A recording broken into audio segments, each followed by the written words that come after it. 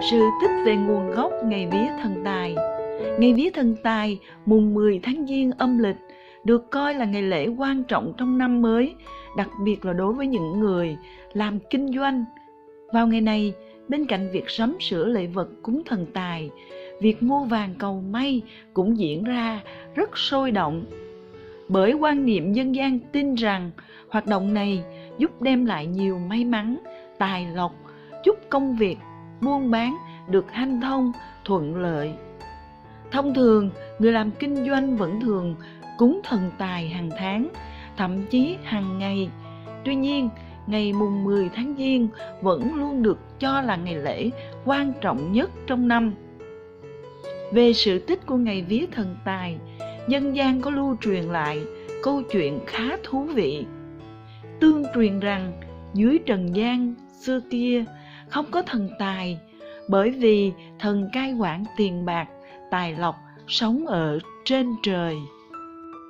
Trong một lần đi chơi, thần tài uống rượu say quá nên rơi xuống trần gian, đầu va vào đá, nằm mê man không biết gì.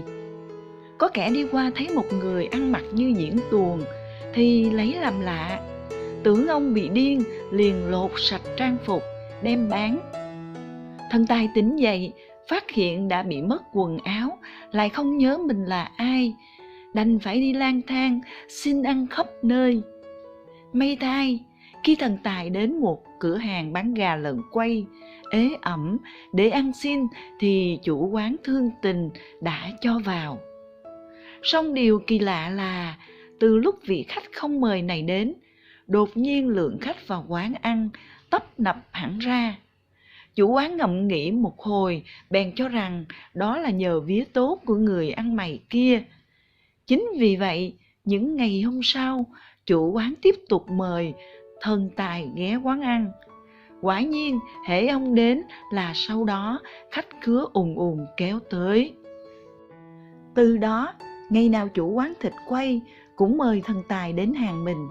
Lâu dần, hàng ăn xung quanh đều vắng khách, duy chỉ có quán này lúc nào cũng đông như trẩy hội. Một thời gian sau, thấy thần tài chẳng làm gì, vẫn suốt ngày ăn ngon, người ngộm thì bẩn thỉu, toàn dùng tay ăn bốc, trông rất bất lịch sự. Chủ quán vừa tiếc của, vừa sợ khách khác chê, không dám đến, bèn đuổi thần tài đi. Quán đối diện thấy vậy, liền nắm lấy cơ hội, mời thần tài vào ăn. Quả nhiên sau đó, khách khứa lại lũ lượt kéo sang quán này.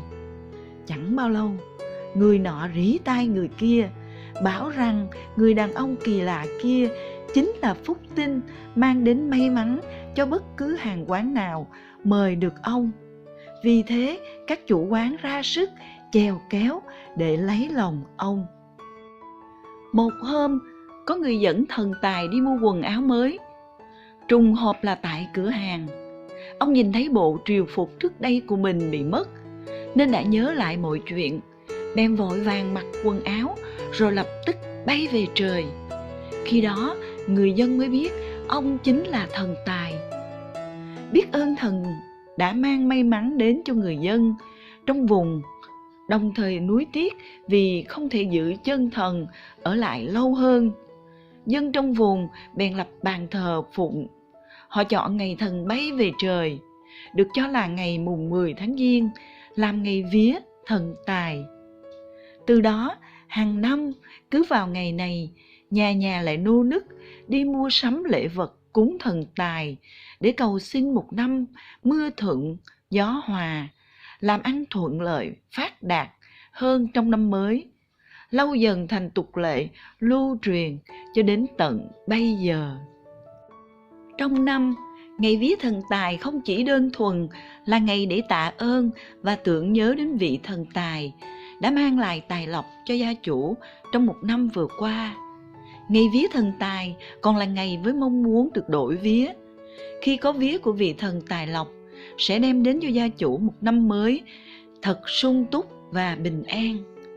Cũng theo truyền thống văn hóa, trong dân gian, vào mùng 10 tháng Giêng âm lịch hàng năm, mọi nhà sẽ rộn ràng đi sắm đồ lễ vật cúng với mong muốn lấy vía thần tài để cầu làm ăn buôn bán kinh doanh được thuận lợi, suôn sẻ.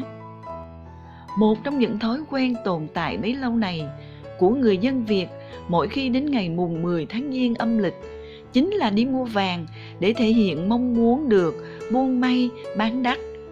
Việc mua vàng trong ngày này đã gần như trở thành phong tục không thể thiếu và cũng có thể dễ dàng hiểu, bởi lẽ vàng chính là biểu tượng tượng trưng cho sự giàu sang, phú quý. Trên hết, người ta còn cho rằng khi mua vàng và cất trữ vàng vào két sắt hoặc ví hoặc những nơi mang theo người sẽ mang đến điều may mắn, tài lộc, sung túc cả năm tới gia chủ. Dân gian cho rằng cá lóc nướng là món ăn yêu thích của thần tài. Bên cạnh đó, người dân miền Nam còn tin rằng cá lóc là loài vật mạnh mẽ và có đặc tính nhảy vọt, tượng trưng cho sự may mắn và thành công. Chính vì vậy, vào ngày 10 tháng Giêng hàng năm, người dân thường mua cá lóc nướng trui về cúng thần tài. Cá lóc dùng để cúng thần tài phải để nguyên con, không cạo vảy, không cắt vi và đuôi, đem đi nướng trui. Việc để cá lóc nguyên trạng, không cạo vảy như trên là để tưởng nhớ cho ông ta rất thiếu thốn và khó khăn trong buổi đầu khai hoang. Để chuẩn bị tươm tất các lễ vật dâng lên thần tài, cần chuẩn bị những món sau. Tượng, bao gồm tượng thần tài đặt ở bên trái và tượng thổ địa đặt ở bên phải. Nếu có thể thì sắm thêm một bức tượng thiềm thừ. Chuẩn bị hoa quả tươi, có thể lựa một số hoa như hoa ly, hoa cúc, hoa đồng tiền. Bàn thờ phải đặt ở nơi sạch sẽ, thoáng mát và hướng ra cửa chính để hút tài lộc. Chuẩn bị 5 chén nước, 1 hũ rượu, 1 hũ gạo và 1 hũ muối. Có thể sử dụng mâm cúng chay hoặc mặn đều được, tùy theo hoàn cảnh của gia đình. Theo các chuyên gia về phong thủy thì thời điểm tốt nhất để làm lễ cúng là vào buổi sáng, cụ thể là từ 9 giờ đến 11 giờ hoặc 11 giờ đến 13 giờ. Ngoài ra, 15 giờ đến 17 giờ cũng là giờ tốt để cầu xin thần linh.